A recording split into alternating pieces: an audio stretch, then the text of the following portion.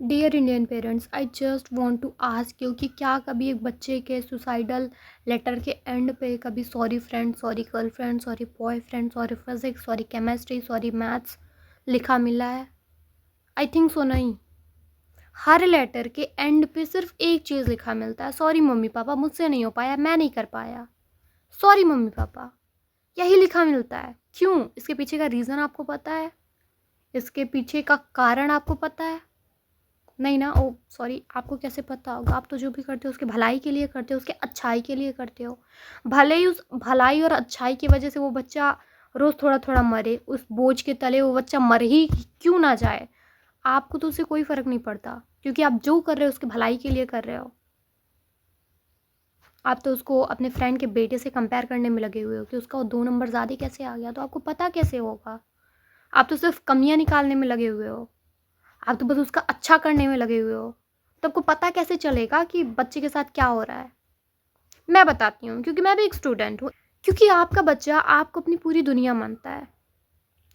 वो फेल हो जाए, वो कट ऑफ तक क्लियर ना कर पाए, नीट जेईई कुछ भी, कोई भी कॉम्पिटिटिव एग्जाम है वो ना क्लियर कर पाए, फेल हो जाए, वो कुछ भी कर ले, उनको उस चीज़ का इतना दुख नहीं होता है जितना इस चीज़ का दुख होता है कि मैं अपने माँ बाप के सपनों पे खरा नहीं उतर पाया, मैं उनके एक्सपेक्टेशन को पूरा नहीं कर पाया, उनके एक्सपेक्टेशन पे खरा नहीं उतर पाया। मेरे माँ बाप ने मेरे लिए इतना कुछ किया, मेरी कोचिंग फीस, मेरा स्कूल फीस, मेरे मेरे लिए शुरू से कितने सारे सेक्रीफाइसेस किए, कितने सारी चीज़ें की हैं। मैं उनकी उम्मीदों पे पानी फेर दिया, मैं कैसे नज़र मिलाऊँगा उनसे, मैं कहूँगा कैसे कि पापा इस बार भी मैं नहीं कर पाया, नहीं हुआ मुझसे, नहीं कर पाया उस लेवल का हार्ड वर्क, और अपना बेस्ट देने का कोशिश किया, फिर भी नहीं, मेरा नहीं हो पाया। मैं कैसे नज़रें मिलाऊँगा अपने बाप से, मैं कैसे कहूँगा अपनी मम्मी से?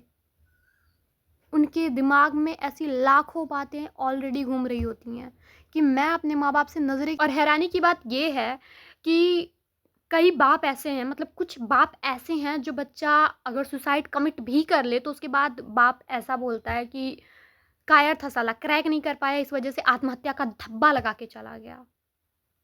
क्या खाक पेरेंटिंग कर रहे हो आप? आप पेरेंटिंग के लिए बने ही नहीं हो। आप जैसे लोगों के जन्मों जन्मों तक बच्चे नहीं होने चाहिए, क्योंकि आप उस लायक ही नहीं हो। आप बच्चे पालने के काबिल ही नहीं हो। फ्रस्ट्रेशन और ईगो के लिए बच्चा पैदा कर लिया, संभला जा नहीं रहा है आपसे। मत करो बच्चा पैदा, आप उस लायक नहीं हो। अपनी बारी आए तो हमेशा अपना कथन सुना दो कि मेरे पास तो रिसोर्सेज नहीं थे, ये नहीं थे, वो नहीं थे।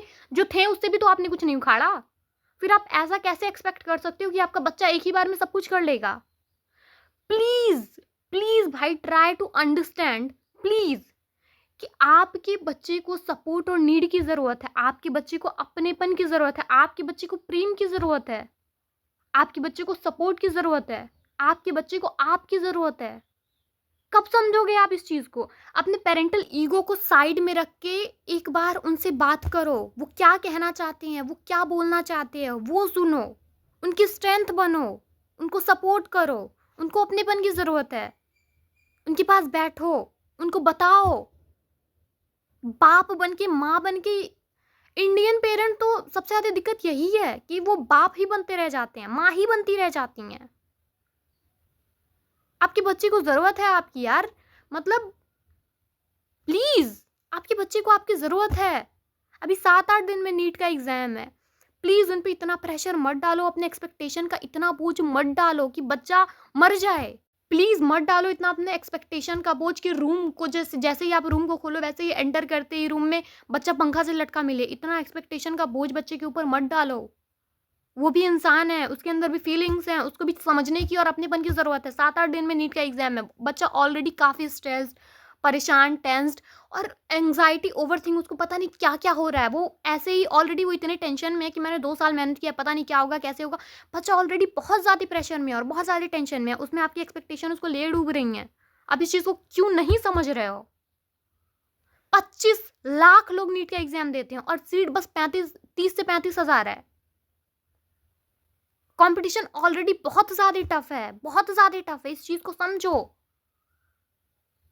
और अपने बच्चे को सपोर्ट दो। उसको नीड है आपकी अभी, आपके एक्सपेक्टेशन की बोझ की नहीं, आपके बातों की नहीं, आपके टोंट की नहीं। समझाओ उसको कि ठीक है बेटा, होगा होगा, नहीं होगा, लाइफ में बहुत ज्यादा ऑप्शन है यार। ये जितने भी स्टूडेंट है जो नीट जेई और किसी भी कॉम्पिटेटिव एग्जाम की वजह से अपना जान दे देना, भाई प्लीज प्लीज़ मत करो, मत करो, प्लीज़ मत करो। हमको आपकी ज़रूरत है, आप नीड हो हमारी।